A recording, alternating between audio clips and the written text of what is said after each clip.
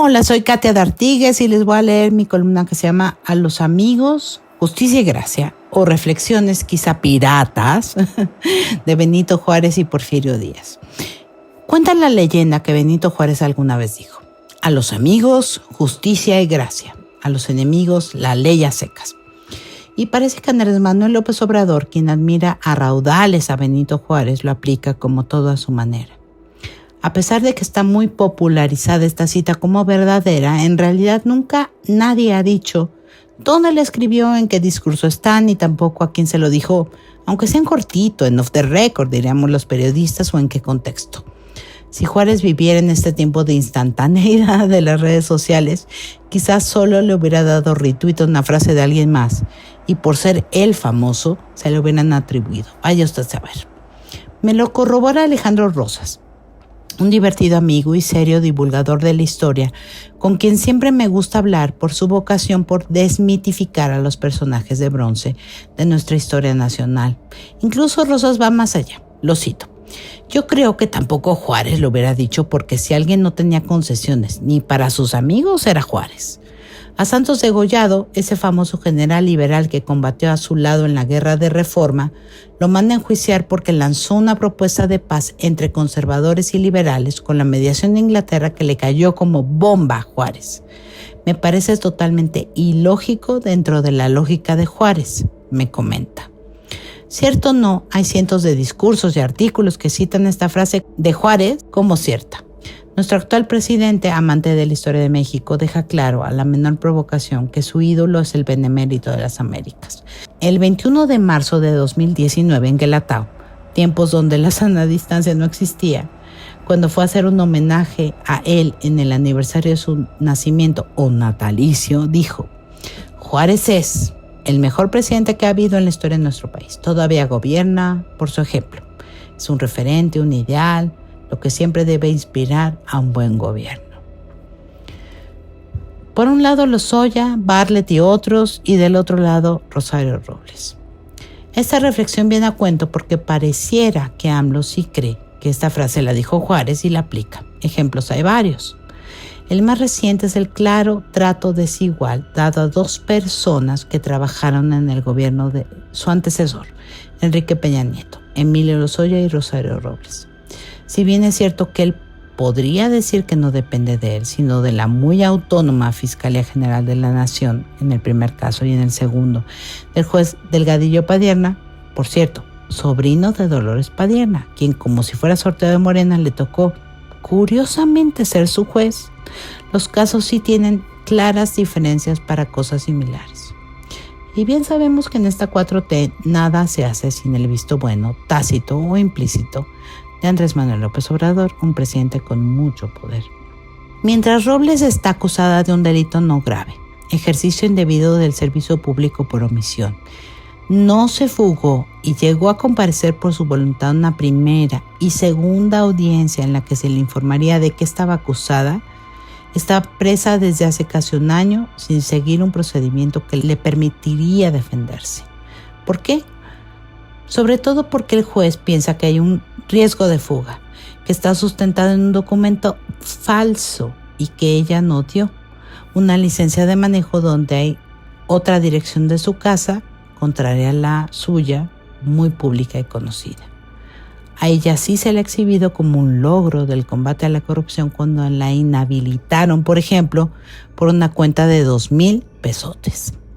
Hay un diagnóstico médico de Robles: hipertensión arterial, rinitis crónica, pero ella no sale ni de chiste de la cárcel, aunque la haya pedido ya muchas veces, y se presume que de entrada le han violado sus derechos a la presunción de inocencia y al principio pro persona al menos. Del otro lado tenemos a Emilio Lozoya. No digo que sea amigo del presidente en absoluto, pero su figura, vaya que le conviene, digamos, sobre todo frente a una elección como la del 2021, la más grande de la historia otra vez, para polarizar y diferenciarse. De ahí también toda la exhibición hermoseada del lujosísimo avión presidencial que ya está de regreso en México. A ver, Lozoya sí se fugó. Se le emitió una ficha roja del Interpol para buscarlo por el mundo.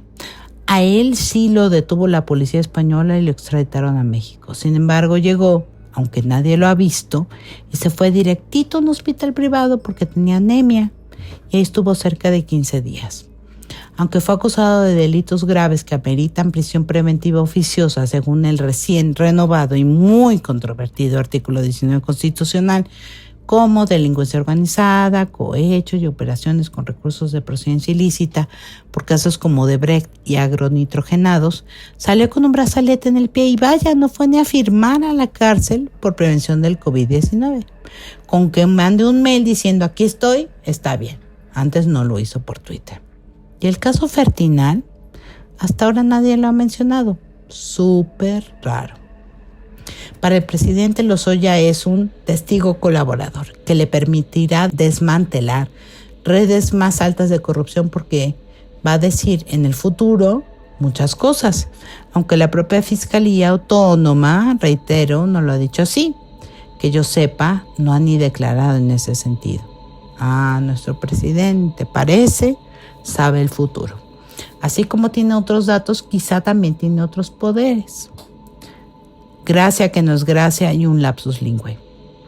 Hay otros ejemplos. Está Manuel Bartlett, también con sus 20 y tantas casas, pareja sentimental que no esposa ni concubina millonaria, e hijo incómodo a quien le quitaron licitaciones por la venta no tan transparente de ventiladores. Otros funcionarios cercanos que han sido tocados al menos con la sospecha del quién pompó, como los Sandoval Ackerman. Pero ¿qué pasa cuando alguien los toca a ellos? Pues nada.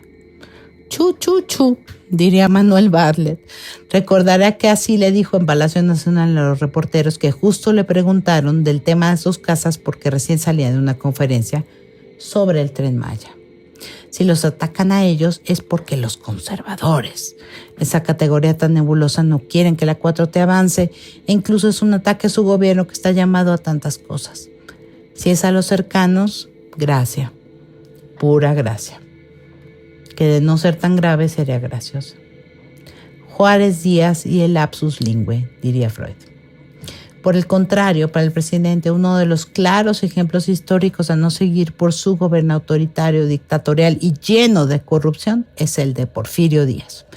A él también, por cierto, se le atribuye una frase que, como la de Juárez, con la que empecé esta columna, tampoco sabemos de dónde salió. Cito: pobre de México, tan lejos de Dios y tan cerca de Estados Unidos. Es también algo raro porque si alguien supo cómo acercarse al gobierno de Estados Unidos, incluso para que hicieran grandes inversiones como la de los ferrocarriles, gran avance en ese tiempo fue Díaz. Cito a Alejandro Rosas otra vez. Creo que jamás Díaz hubiera creído que fuera una maldición tener a los gringos de vecinos.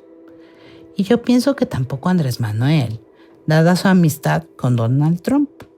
Ahora que lo pienso, recuerdo una mañanera del 19 de noviembre del año pasado. Bueno, está bien, lo recuerdo gracias a Google, en la que nuestro presidente nos dio una larga cátedra de historia y donde aseguró, o se le chispoteó, Chespirito Dixit, un dato.